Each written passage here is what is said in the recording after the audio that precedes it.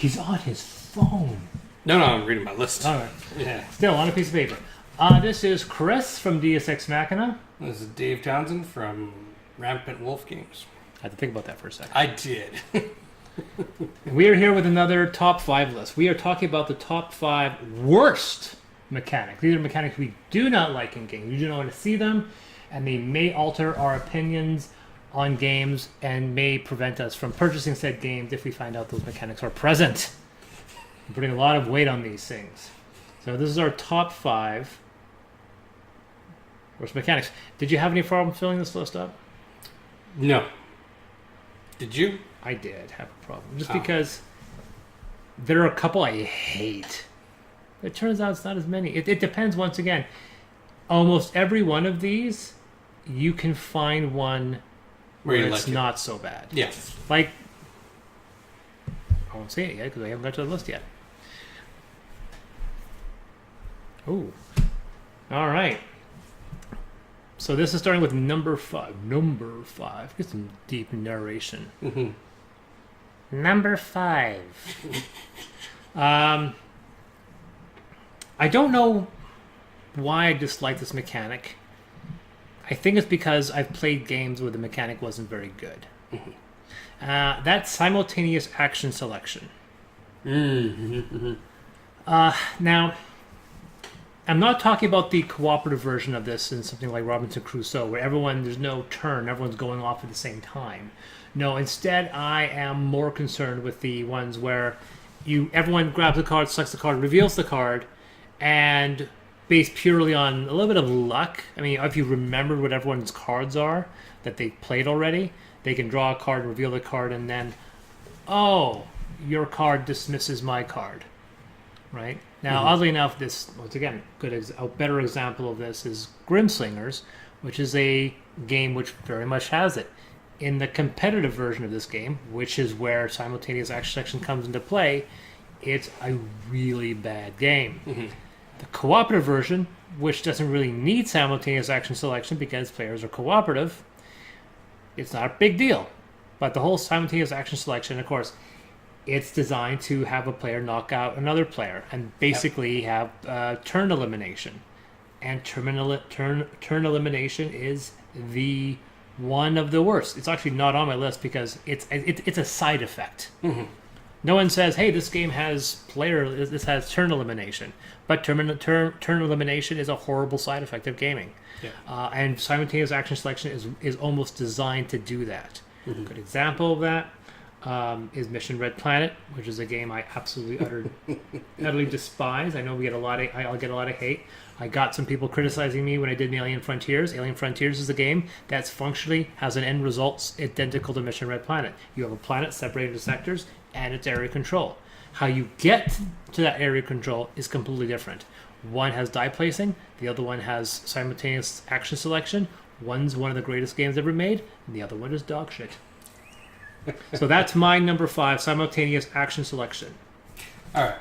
So my number 5 has gotten a lot of hype and talk lately, and while I understand why it exists,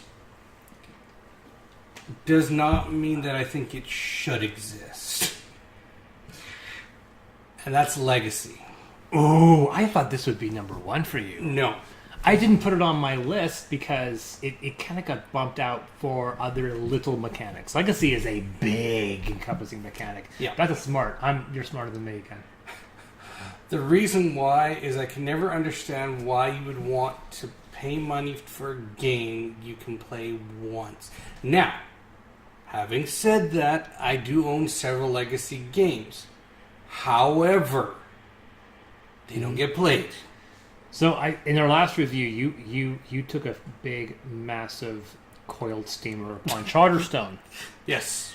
And Charterstone is a perfect example. We talk about a game that's Legacy, where the selling point is Legacy, and it's not a good game. I'll say the fact that we don't own any Legacy games. It depends on what you define as Legacy. If a Legacy is you're destroying the game in some capacity that you can never go back. Yes. I totally agree. there are some ones where this is a story-based game. Once you know the story, you kind of know what it is. It's not really legacy; it's a side effect of it being a story-based game. Correct, like Legends of Andor. Like Legends of Andor, Time Stories is a perfect example. First Martians has a legacy thing, but the legacy is open up envelope, pull out this mission's parameters. Yeah. And the fact that, once again, First Martians has a completely functional cooperative game that can be played over and over and over. And then on the side, there's this cooperative element, this legacy element. Yeah. It's not a defining feature of the game, therefore I'm not going to criticize them for that. See, and for me, I will often refer to legacy games. I don't call them legacy, I'll call them one and done. Yeah. Because that's it. You play them once and you're done. And it's kind of like, hope it was worth I got my enjoyment out for the cost I spent, which, and one that kind of makes me wonder is Mechs versus Minions.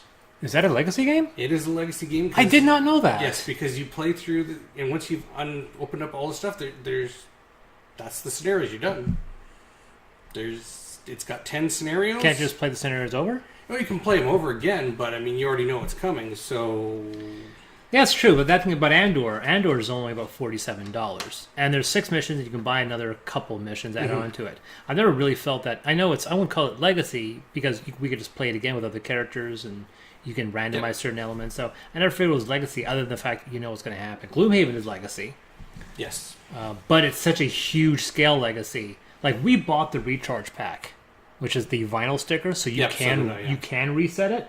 And after about 6 missions into it, I was like, boy, we didn't need to buy that, because when are we going to reset this game and start over? I would reset it to give it to my kids, and that's about it. Yeah, that would be it, if you were selling it. Yeah. Yeah, if you were selling it, yeah. Or handing it down, that's about passing it on to your grandkids, because that's how long it's going to take. So yeah, no, okay, good point. Never mind. I was being selfish about it, but that was okay. What other games?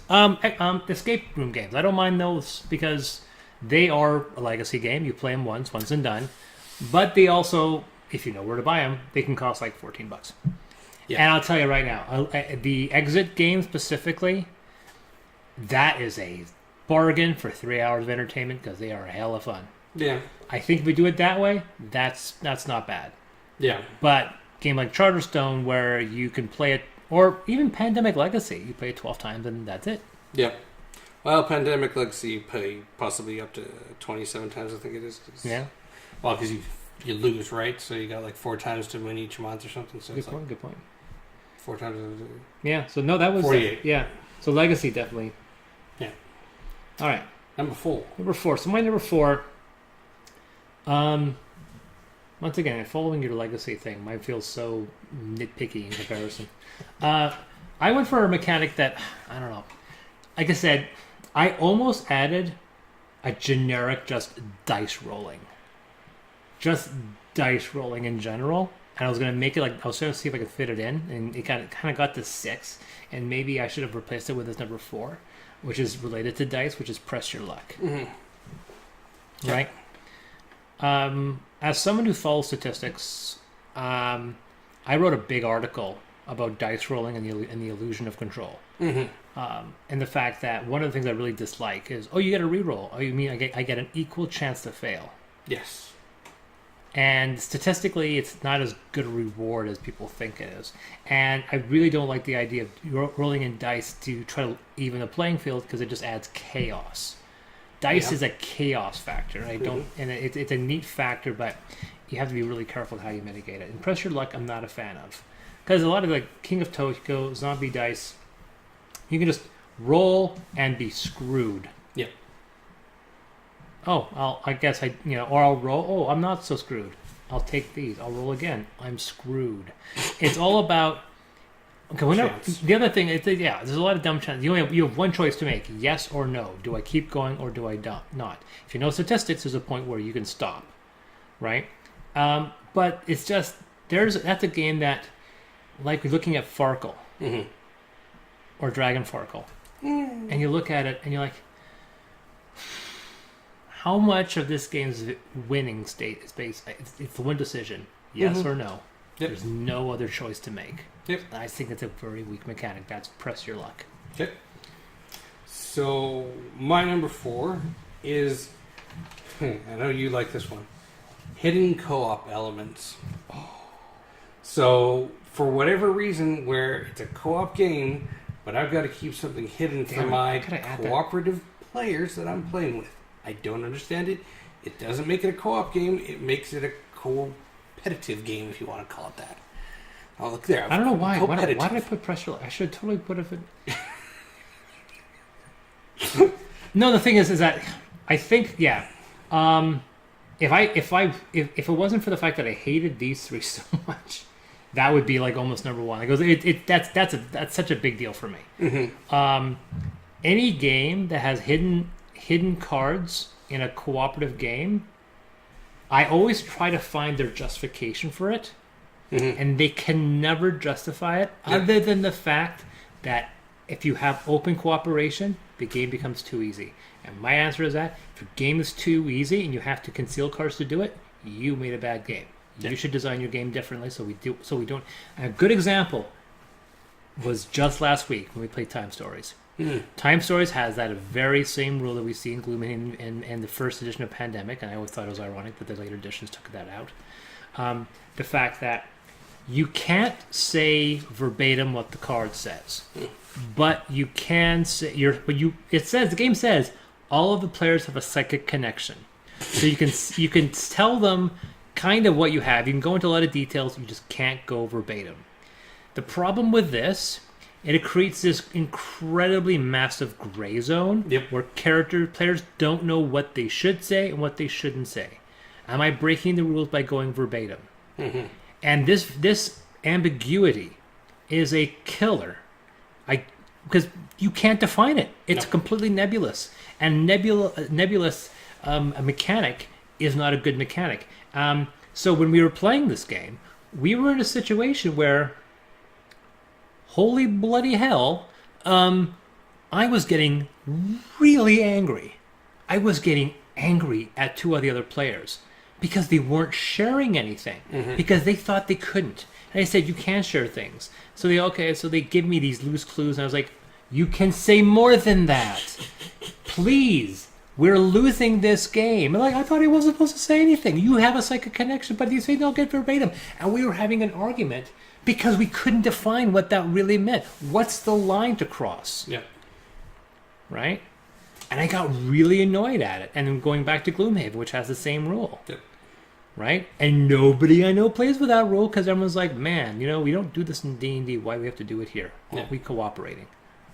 So, no, I can't believe it's your it was your number, but I ranted the most on it. All right, number 3. My whole rant on your. Maybe just go through your list, and I just crap on it. Ironically, deck building. Yes. But specifically competitive deck building. Very specifically competitive deck building with too much randomization. I sometimes rally against the lack of originality in some game designs. I like the fact that a rule, you make a mechanic that's not copyrighted. You're contributing to this zeitgeist, to this communal social experiment of game mechanics that we all can play with. So the guy with Dominion makes deck building. It's novel, it gets a lot of credit, and then people are like, you've contributed that to the public domain effectively. We can now use it. Mm-hmm. And I can appreciate that because allows game designers like me to go, okay, is there something within this that I can piece out and play with? Yeah. And there's some games like Super Motherload that play on that, or Xenoshift, which really plays on that. And it's such a better game. And then there are games that are just like, no, I'll just repeat exactly what he just did and tweak one thing. Mm-hmm. And one of the worst tweaks out there is when they take the fixed stacks and make it to a random floating flop of 5 that constantly shift over depending on what you buy. Mm-hmm. And as you add in more randomization, you create more random variables, and at that point, it doesn't become...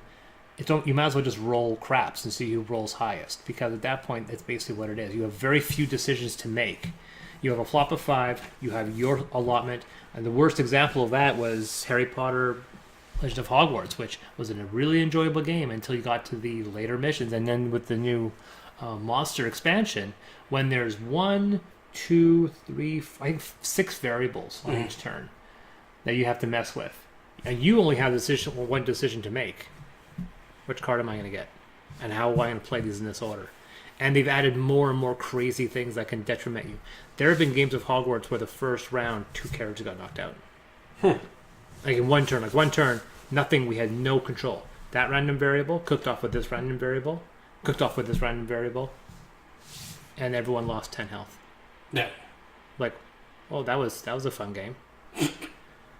So deck building is a really nice idea. Just like an engine builder, you have a really wonderful mechanic, but you have to mitigate the amount of randomization in this game to make it work. Otherwise, you're just creating just a mess of chaos. Yeah. Perhaps.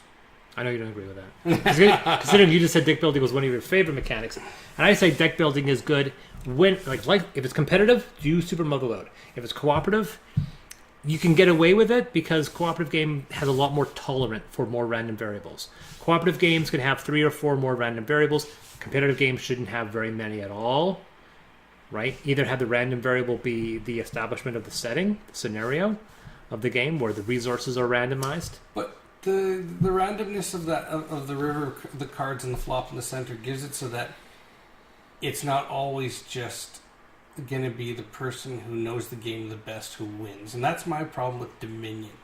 I have a friend who, when he plays Dominion, he can cook off a set of cards that will be 30 cards generated because he just keeps drawing more and more cards based on how he's got his deck built.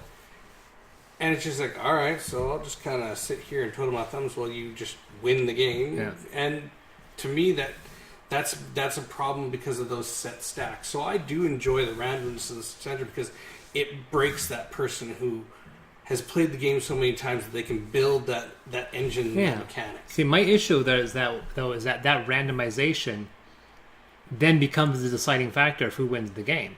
That's why I said the fact that when we were talking about this before with Star Realms, the fact that I will never believe that the same 4 guys will always get to the final table of Star Realms in some big tournament. It won't be. It'll be a complete random crapshoot, right? You can know statistically which cards are going to be better if you put them in your hand, but you have 2 variables: your available of spending resources, and if that card's on the flop, and it's your turn. Those 3 variables can work against you. And then with Star Realms, they kept on adding more random variables. Yeah. Oh, here are gambits. He's got 2 bad gambits. I have 2 good gambits. Oh, he can't buy anything on his turn. He does 2 damage. Big whoop. I have 5 cards plus 2. I just got a 7 card. The game is over. Yeah. It doesn't even matter if I know statistically if that card's better. Mm-hmm. There are certain just natural advantages. The moment you go above a 4 card cost in Star Realms, the cards get crazy. Yeah. I play against the AI in Ascension, and the AI in Ascension, I beat the AI in Ascension 90% of the time because it's too dumb to know certain cards are killer combos. Mm-hmm. It is designed to try to kill monsters as soon as possible. And if you go in with the idea of making your deck worth more, you will beat the AI every single time. Yeah. And because it's all about card milling, getting rid of the crappy cards and just creating an engine. So I've done that. There's actually a combo in Ascension where I just literally every turn my entire deck comes out. Yeah. But yeah, so yeah, no, I totally. So for me, deck building, competitive, and examples I gave were games like Star Realms, cooperative games like Hogwarts Battle. If you're going to put that in, you got to mitigate the randomness somehow. If you don't, it just becomes a slog. Okay. For me, number 3 is, and it's very specific, is rolling at the same time your attack and defense. So games like, and this is just one for me, I hate it, it's just because a game like X-Wing or Descent. Like attack to defender rolling? Yeah, because the point... Man, you must really hate this if this is above Legacy. It's because it's such a stupid rule. I thought you really hated Legacy. Well, I do, but it's stupid that they put it in the rule book that you roll at the same time because no one ever rolls at the same time. So this is a nitpicky one for me. This is very nitpicky. This is shocking. This is a very nitpicky one. Because it's like, okay, we're all supposed to roll at the same time. It's like, invariably, always the attacker's like, roll. It's like, oh, okay, well, even Jabbar roll in the defense because I missed. So then why are we even bothering with defense roll? I get it, but I find it to be a waste of it's like that part where in the rule book in every game always says, put the game board in the center of the table. Okay. I thank you, Obi-Wan, for telling me. Yeah, it's just me. like, I thought I'd put it over there because, I want to play the game here, but over there. So that's my, like I said, nitpicky. I'm going to make sure when I write my rules for my game, I'm going to say, put the game board in the center of the board. Actually, I'm going to say, place the board 3 inches off center to the center of the board. People are like, oh, God, I got to get a tape measure? What does this mean? And they're like, there's no reason for it. I was just being facetious. All right. Number 2. This is interesting because this was on your top 5 best mechanics. Traitor mechanic. You are correct, 100%. It is Traitor mechanic. Betrayal at House of Haunted Hill, Shadows over Camelot. Here's the thing. I like the idea of hidden movement or 1 against 4. Right? There's like we know who there's no traitor. There is some guy who's against us. I like those because it's a play on the DM, where the DM could finally acknowledge that he's trying to kill the players. Yeah. I actually can appreciate that, despite the fact that when I ran games, players very seldom died. I like the idea of a game where it's a traitor mechanic, where the traitor is working against you, then must reveal himself at a certain point, and then makes the game more difficult. My issue with those games is the game's already difficult. The traitor mechanic pushes it over, is designed to push it over the edge. And every time I see a playthrough, it's always the mechanic comes out and he pushes you over the edge. And a good example was Tabletop. Every game of Tabletop with the traitor mechanic, the traitor always won. I watched those episodes. Yeah. There was not a single example. Either Will Wheaton was the traitor, like in Dead of Winter, and he won. And he even says himself, he feels bad winning those games. So the traitor also has to be a situation where, do you want to be the traitor? Do you want to destroy these games as a victory for yourself? It's a mechanic designed for trolls.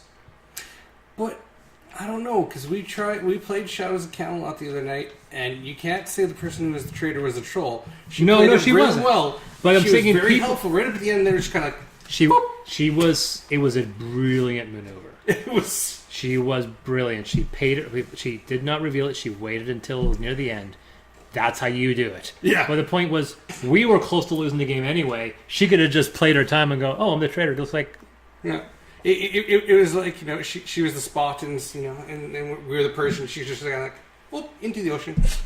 Yeah, it was a brilliant play on her part, and I was a bit flabbergasted. But it robs us of that cooperative victory, like.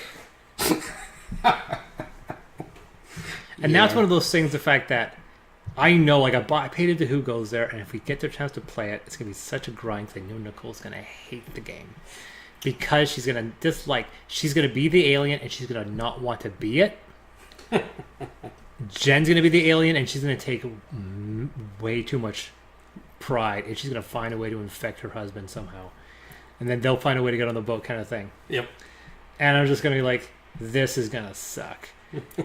And then, of course, we're all going to be the thing, and then we're going to somehow lose the game because the game doesn't understand. Could not figure out a way to make the game work. But it's going to be an interesting thing. But for me, it's one of those things where the game has to be like, I feel like a betrayal mechanic, the game should be easier. Like, you're like, man, this is going to be easy. Somebody's going to do something stupid. Yeah. Or to do something, like, think about Dead of Winter. The saboteur can screw the game over without revealing he's screwing the game over. Yeah. In Betrayal, Camelot, it's kind of difficult. Like, you can do things that are suspicious. The moment you do something that feels illogical, they start suspecting you. But at Dead of Winter, you don't have to. Nobody knows who's screwing the party up. Yeah. I like that. Well, that's like the thing, Infection at Outpost 31. You don't know. Yeah. And one time, it was so bad, we were playing a game, I was able to throw off suspicion for myself and the other person who was the thing, and everybody else thought it was somebody else. Right. We were able to throw it off completely. So that's why I don't mind traitor mechanic. Yeah. See, for me, I think it's one of those things where I think the games are difficult enough. They put these betrayal mechanics so they can get that reputation of being hard to beat because of the betrayal mechanic. If your game is hard and the betrayal mechanic knocks you over the edge, I'm not interested. If it's a game that's like, wow, this is easy, when is that person going to jump up? Because Dead of Winter is not a hard game when you take the betrayal mechanic out. And I'm actually curious to see if who goes there, if you just literally took that Red Infection deck out and just let Paranoia sit without telling anyone, would the game be beatable? And if the game is beatable, well then, if the game is easy, then I can see why the alien would be in there. But there are other reasons why we're talking about who goes there a lot, because literally we just got it over there. But yeah, so I think the Traitor mechanic a lot of times is just not needed. And I tell you, and if there's a game where it's optional, we don't play with it. All right. So this is my number 2. Number 2. So this one is very specific to a certain game. Altering rolled dice with abilities. Wait, what? Altering rolled dice with abilities. So you roll a combination of dice, and you get an ability, and someone's like, haha, I've got an ability that's going to change and make you re-roll a dice. And there's a game that does it, and I hate it when it happens, and it's dice thrown. I love the game, but there's one thing, it's called your ultimate ability, and you have to roll your 5 dice, and if you get all the matching numbers to like the 6, I believe it is, or it's the certain symbol, you get to cook off your ultimate ability, and it's just like phenomenal. But someone's going to have that card that says, nope, you got to re-roll one of your dice, and it's just like, seriously? That can almost be expanded to be just take that mechanics. Yeah. Because Nicole, like, we played Arcane Academy, and we were loving the game for the first 5 minutes until she found out that the game is populated with tons of take that mechanic. And some people have accused me of being salty in some game. I mean, I had a game with Super Mother Love where I found out Nicole and I were going for the same strategy, and I got really angry because I knew that there was a chance that we were going to be fighting each other for it, and I didn't want to do that. Yeah. And I got a little salty. And then we were playing yesterday in Arcane Academy, and we found out there was some take that mechanics. She's like, "Oh crap, I didn't know that," because she doesn't like it. She hates take that mechanics. And of course, being the cheese master that I am, the first thing I started doing is that I was like, "Well, I can buy these artifacts that'll do a take that," so I will. And because I don't like the mechanic, but if it's there, I'm going to use it. Yeah. So I literally robbed her 2 rounds in a row of doing anything, because I was like, "Oh, I'm going to do this. I'm going to do it again." She's like. And she was getting angry because her entire strategy was building up enough resources to cook off this one spell. And I denied it for her. The funny thing is that at the end of the game, I beat her by 1 point. So all that anger was for naught. She still cooked off the spell, but she was so angry at the take that mechanic. Well, and that's the thing, but a lot of games give you the ability to do that. Because, I mean, one game I was playing was Ticket to Ride. And I just was not invested in the game that night.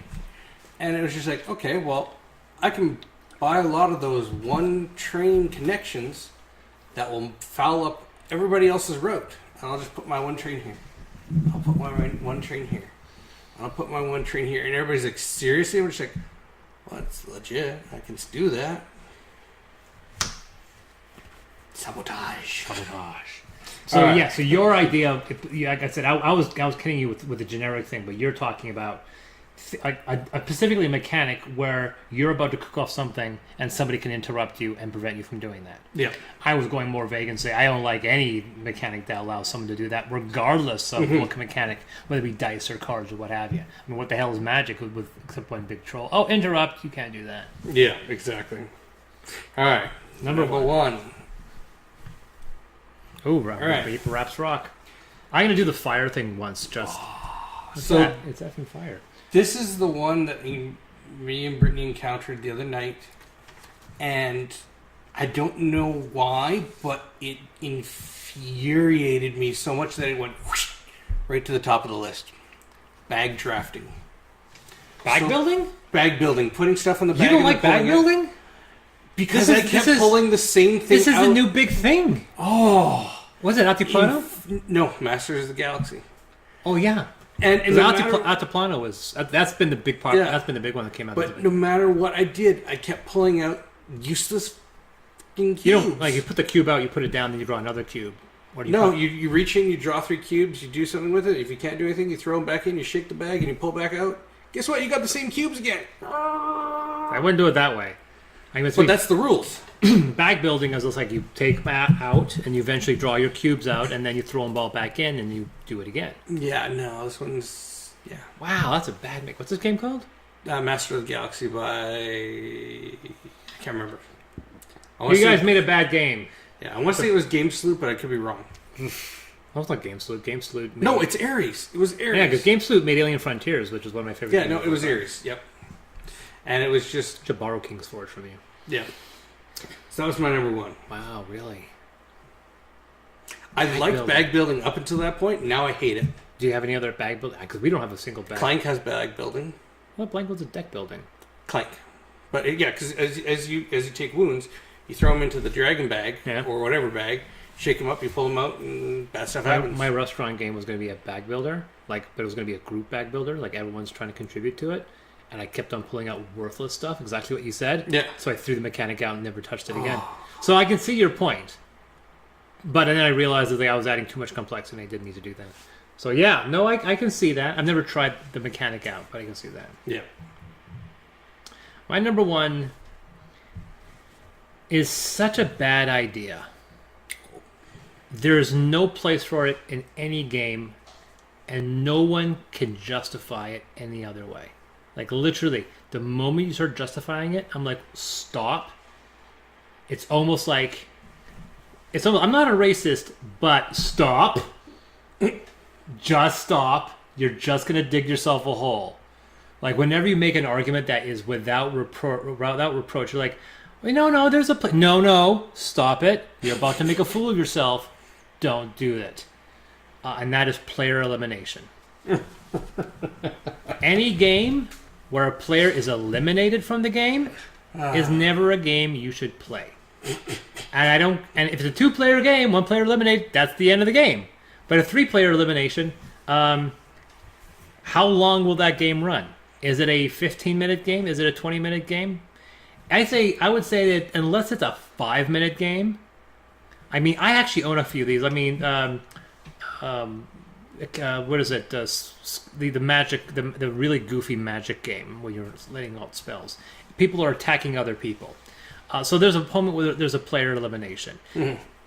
I can tolerate that purely because the game is so entertaining for other people to watch as a cursory. But there's some games where if you're not actively involved, it's boring. Mm-hmm. Cooperative games generally have the shared rule that no, if you're eliminated, everybody loses. Or, oh no, you're out, but you're not. Like in Time Stories, you're out, you'll be back in 5, you'll be back in 6 time segments. So you're not going to be out, you'll be back. Or, oh, that person's out, no, that character's eliminated, you are now Chris version 2. Or some other guy representing you. Some mechanic to get you back in the game. Any game that says, no, that player's eliminated, he can just sit on a chair and watch. But see, player elimination can have its place. See, no, yes, wait. Because if one player is eliminated, everybody loses. That has its place because that forces you to be a team. No. If a player loses, everybody loses. That's fine. Yeah, that's still player elimination. No, that's end game. Now, the end game, I'm talking about a game where there's player elimination and then the game continues, and that player has to sit out the rest of the game. True. That's bad. And oddly enough, we are once again bringing up Who Goes There, which is probably the most egregious example I've ever seen, although you said it happened to you, but it didn't really happen to you. If it's a 3-hour game and you have player elimination, that's bad. Yeah. I'll also even extend this as player elimination as being the fact that if it's a game where you are effectively unlimited, where you have no capacity to catch. If it's a competitive game with no catch-up mechanic, Lost Legends, which is a game that oddly enough has been homebrewed to get better. If you get knocked out of a turn, you're done. So I will even extend that to games where you are effectively eliminated because you cannot catch up. Anything like that. I know people go, well, no, it gotta be victory. People hate catch-up mechanics in racing games, but in board games, there's a place for it. Yeah. Okay, so that you've done yours? Yep. I've done mine. So my worst mechanics, 5, simultaneous action selection, like Mission Red Planner or 7 Wonders. Press your luck, like Zombie Dice, King of Tokyo, or Bang. Deck builders, competitive ones, specifically like Star Realms. Traitor mechanic, Betrayal of House on the Hill, Shadows over Camelot. 1, player elimination, like you see in Risk, Love Letter, or King of Tokyo. And now, Who Goes There? So my top 5 are, number 5 is Legacy, fill in the blank. 4, hidden co-op elements. Good example is Gloomhaven. Yeah. Number 3, rolling at the same time, attack and defense. Again, Descent, X-Wing. Number 2, altering rolled dice with abilities, or take that mechanic, dice throwing. And number 1, bag drafting. Unfortunately, Master of the Galaxy just got it. Boy. Interesting pull. Like I said, 2 of those, the legacy and the hidden movement, and the hidden cooperative. That could have knocked out press your luck and simultaneous action selection. That should have been on my list. All right, so I'm Chris. I'm Dave. And I will totally rip off somebody else by saying see you on the flip side.